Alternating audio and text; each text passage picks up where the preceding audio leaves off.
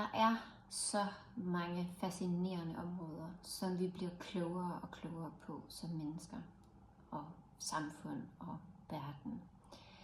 Der er rigtig mange ting, vi heller ikke ved, og derfor så kommer vi også til at have nogle vaner og nogle rutiner, som ikke nødvendigvis altid er gode for os. Lad os tage et eksempel, som for mange år siden, der var det helt normalt, at alle drak mælk, som ikke var økologisk, og vi købte ikke fødevarer, der var økologiske, for vi vidste ikke bedre. Lad os tage den helt ekstreme eksempel, det var, at vi også røg indenfor. Tænk sig, vi røg selv i børnehaver. Vi vidste ikke bedre, hvad det gjorde ved kroppen, og derfor så var det jo bare normen.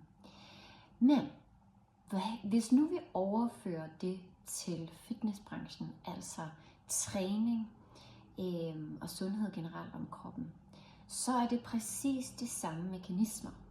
At der er nogle trends, som der bliver populære, og folk de bliver grebet af, og de lærer helt sikkert noget nyt her og der. Men de trends, de har det jo så også med at sidde fast i mange år, og så er det ligesom det folk de gør.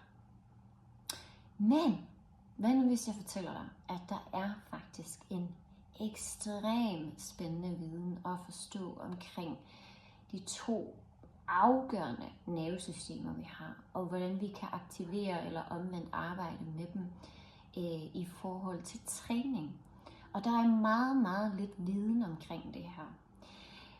Og det er noget af det mest berigende at mærke, når man får fat i at forstå forskellen på de her to nervesystemer.